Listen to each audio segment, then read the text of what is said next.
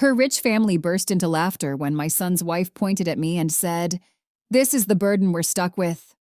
I stayed quiet until her father looked closer, went pale, and whispered, "You're the woman who signs my checks." I never thought the day my son got married would be the day my carefully constructed world cracked wide open. My name is Emily Turner, and for 15 years I perfected the art of being invisible. Not out of fear, but out of love. Love for my son Dylan. Love for the life Thomas and I built in the shadows. Love for the freedom that comes when no one is watching your every move, waiting to take a piece of what you've earned. I learned long ago that real wealth isn't loud. It doesn't announce itself with diamonds or private jets. Real wealth whispers. And I had whispered my way into something most people can only dream of, all while wearing department store dresses and driving a 10-year-old Honda. The wedding was obscene in its beauty. 50 acres of Virginia hills rolling like green velvet under a sky so blue it hurt to look at. A private chapel that looked like it had been stolen from an English village. Stained glass throwing colored light across 300 guests who pretended they weren't calculating the cost of every orchid. Jessica's dress alone could have paid for a house. My son, my sweet Dylan, stood at the altar glowing the way he used to when he was 8, and Thomas took him fishing at dawn. That glow, that pure joy, was the only thing that kept me from bolting when Jessica's mother, Paula, looked me over like I was a knockoff handbag. I had chosen my outfit the way a soldier chooses armor. Navy blue linen dress, nothing shiny, nothing new.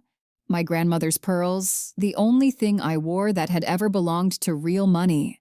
Simple low heels, hair in a low knot. I looked exactly like what they expected.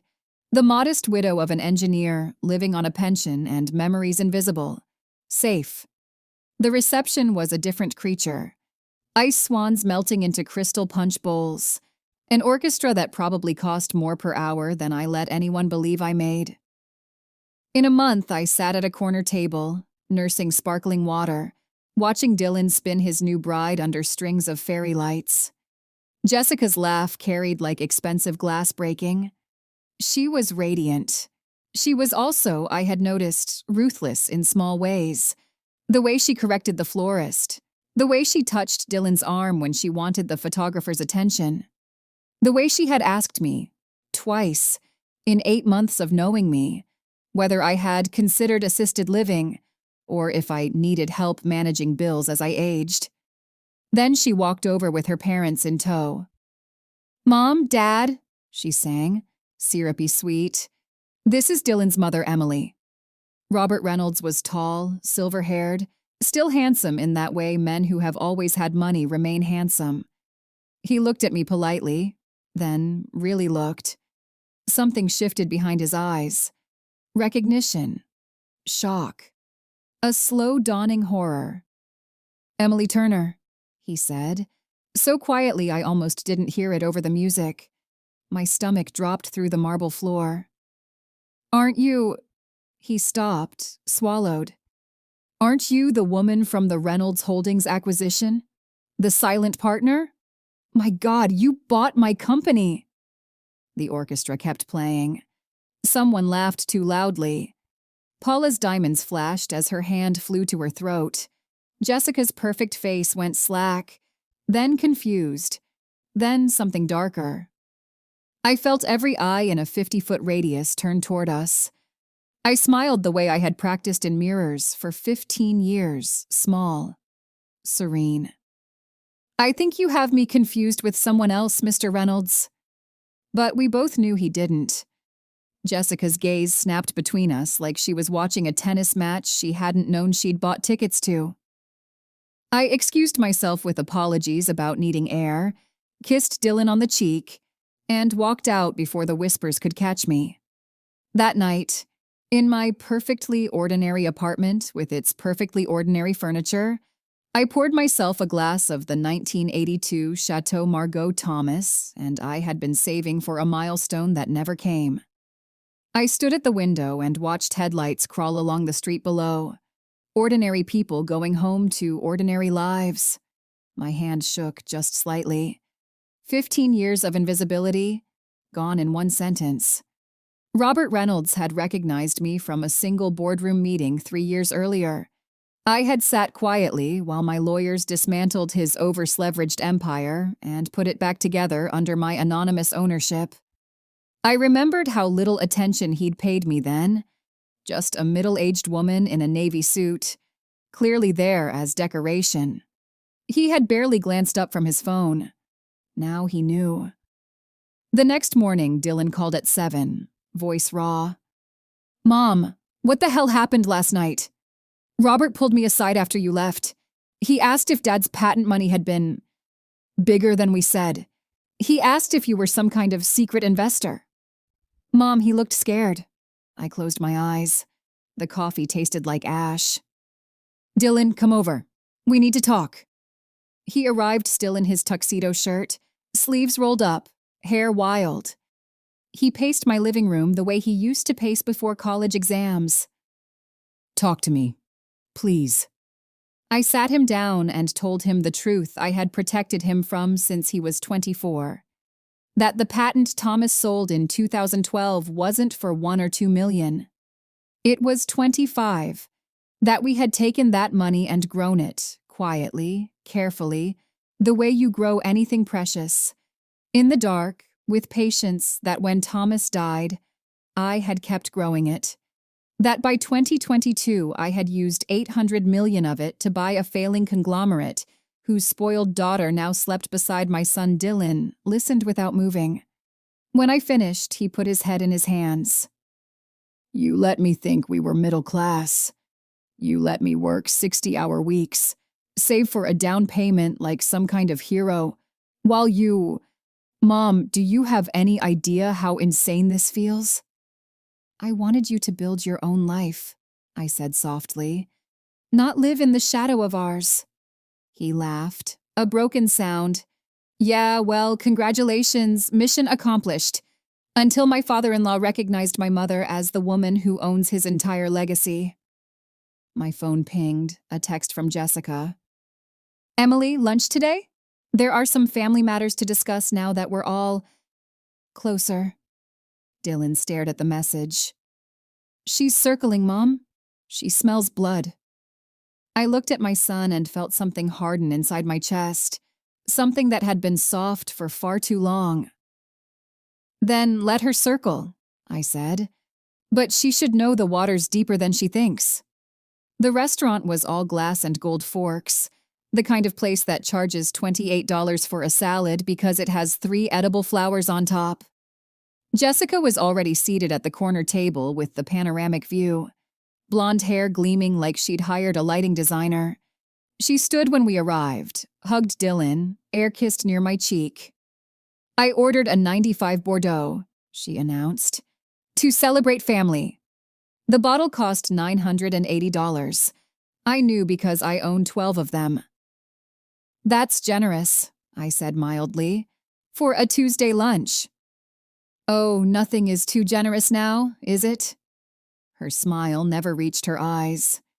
She waited until the waiter poured, then leaned forward like a woman about to confess a delicious sin. "Daddy told me the most fascinating story last night, about a mysterious woman who sat quietly while her lawyers took his company. A woman who looked remarkably like you, Emily." She slid her phone across the table. A grainy photo from 3 years ago. There I was, half hidden behind taller men, face in shadow, wearing the same navy dress I'd worn to the wedding. "Coincidence is a funny thing," she said. Dylan looked at me, pleading. "Mom?" I met Jessica's gaze. "What exactly are you accusing me of, dear?" "Not accusing," she said sweetly. "Curious. Wharton taught us that when someone hides something this big, there's usually a reason. Tax structures, perhaps? Offshore accounts? Or just control?" I took a slow sip of the Bordeaux. It was perfect, of course. "Let me tell you what I think is funny," I said. That 8 months ago you asked if I needed help paying my utility bills, and now, suddenly, you're an expert in complex investment vehicles. Color rose in her cheeks. This isn't about money, she said. No, I agreed. It's about power. And you just realized you married into more of it than you can handle. Dylan made a strangled sound. Can we not do this here? But Jessica wasn't done. She never is. Family wealth is a responsibility, she said, quoting some professor who never had any. Now that I know the scope of our resources, I think we should discuss how best to manage them together. I laughed then. I couldn't help it. The sound startled the couple at the next table. Jessica, I said gently, the day you decide how my money is managed is the day hell serves snow cones. 3 days later, I sat in James Sullivan's office while he laid out what most people would call a nightmare Jessica had hired private investigators. Expensive ones. She had consulted trust and estate litigators. She had opened new credit lines against anticipated family assets. She was building a case, brick by carefully researched brick. She thinks if she makes enough noise, James said, you'll pay her to go away. Classic playbook.